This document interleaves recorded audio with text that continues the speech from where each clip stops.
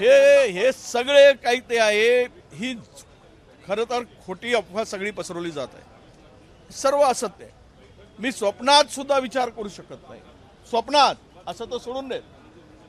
काय मला कळत नाही की हे सरकार आत्ता ज्या पद्धतीनं चाललंय यामध्ये माझ्यासारखा एक आयडिओलॉजीशी पुरोगामी विचाराशी जोडलेला कार्यकर्ता यामध्ये जातीयवादी शक्तीबरोबर जाण्याचा प्रश्न नाही, त्यांच्या सोबत असलेल्या सोबत सुद्धा जाण्याचा प्रश्न नाही आणि ते होऊ शकत नाही. या अफवा आहेत, या कुठून तरी पेरलेली ही न्यूज आहे. माझी कोणाशी या संदर्भात चर्चा झालेली नाही.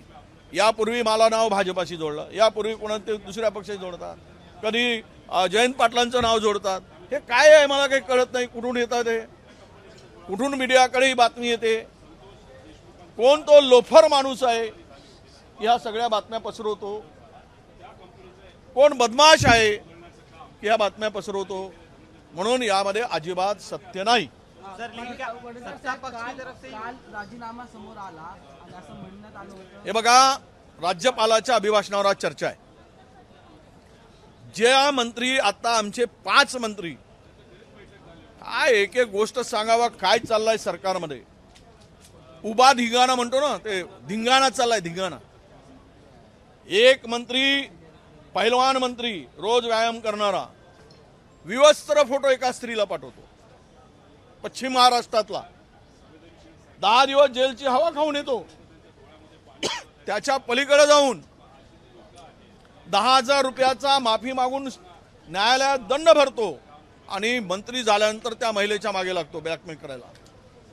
विवस्त्र फोटो पाठवलेला मंत्री जर मंत्रिमंडळात असेल आणि एक तर महाभाग उत्तर महाराष्ट्रातला मंत्री माजी राष्ट्रपतीची जमीन ढापतो, म्हणजे कल्पनाच करू शकत नाही केवढी हिंमत या मंत्र्यांची.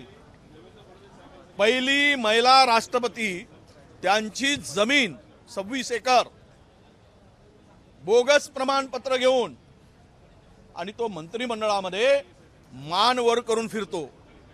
यापेक्षा लज्जास्पद, यापेक्षा मला वाटतं की महाराष्ट्राच्या या मंत्रिमंडळा म्हणजे आतापर्यंत इतिहासामध्ये अशी काळ्या मंत्र्यांची, काळे धंदे करणाऱ्या मंत्र्यांची यादी रोज वाढत चालली आहे. आणि म्हणून या सगळ्या मंत्र्यांना त्या ठिकाणी मंत्रिमंडळात किंवा मंत्री म्हणून राहण्याचा अधिकार आहे का? त्यापुढे धनंजय मुंडेचा राजीनामा झालाय, कोकाटेंचा बाकी आहे, ते आज निकाल आहे. आज तो विषय आम्ही घेऊ. काल जी घटना झाली ती पूर्ण एकूण मला वाटतं की दोन्ही अबू आझमी आणि बीजेपी मुख्य मुद्द्यापासून पळवाटा करण्यासाठी हे मॅच फिक्सिंग होती आणि मॅच फिक्सिंग करून काल सभागृह सत्ताधाऱ्यांनी बंद पाडला. छत्रपती शिवरायांचा अवमान करणारा कोणी सुटता कामा नये. परंतु अबू आझमीच्या मागे जे काही सध्या सुरू आहे, केंद्रीय एजन्सी मार्फत जे काही सुरू आहे, यातून बचावासाठी बीजेपीने दिलेली स्क्रिप्ट हे अबू आझमीने वाचून दाखवली असा आमचा आरोप आहे.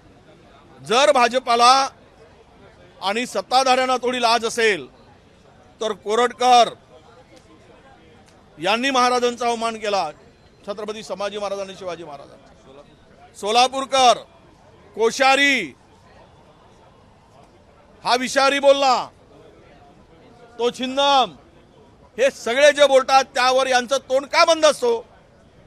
महाराजांवर इतकं वाईट अवमान करणारी टिप्पणी करतात, महापुरुषावर करतात, पण त्यावर हे बोलू शकत नाही.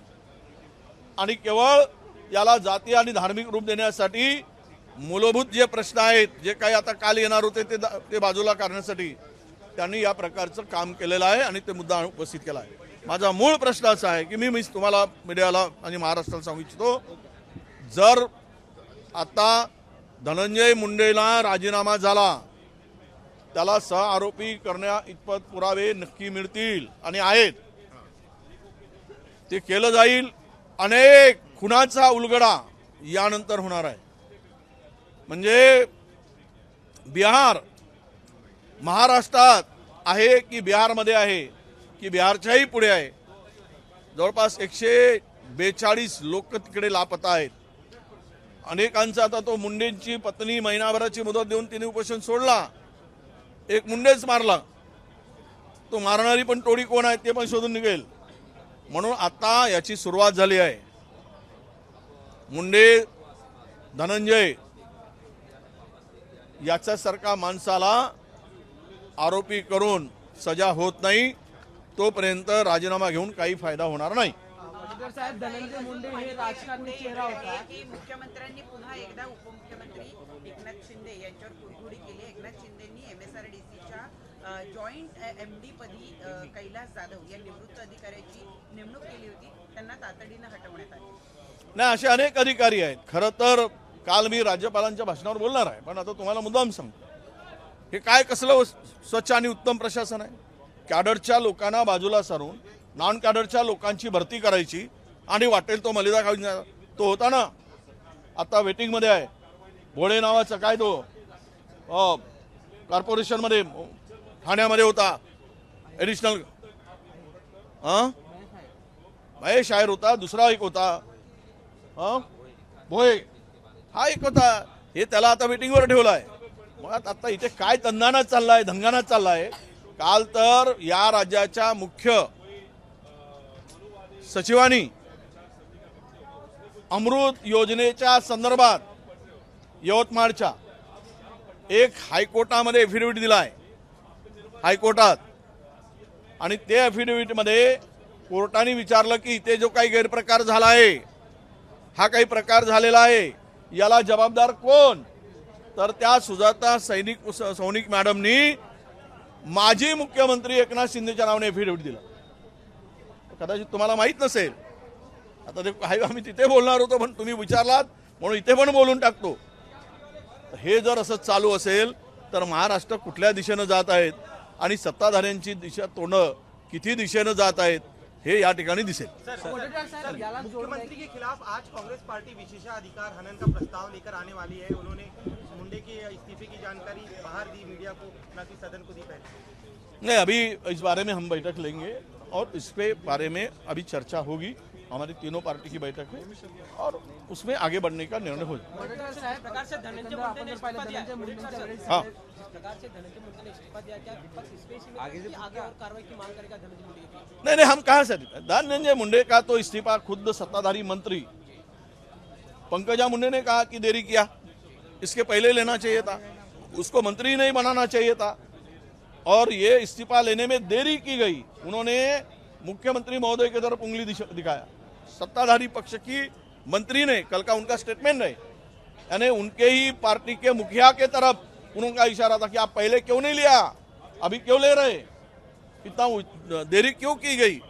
तो इससे सीधी बात है कि बहुत सारे प्रकरण, बहुत सारे एविडेंस को दबाने का, छुपाने का काम हुआ है. अब इनके इस्तीफे के बाद में मिलेगा, आगे बढ़ेगा और उनको आरोपी करना पड़ेगा.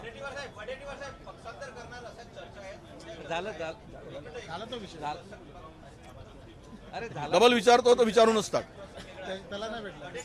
हां, या सगळ्या अफवा आहेत, या सगळ्या बकवास आहेत, यामध्ये काही तथ्य नाही. मी कोणाशी भेटलो नाही, माझा संबंध नाही आणि राष्ट्रवादी अजित पवार दादांच्या पक्षात जाण्याचा काही संबंध नाही.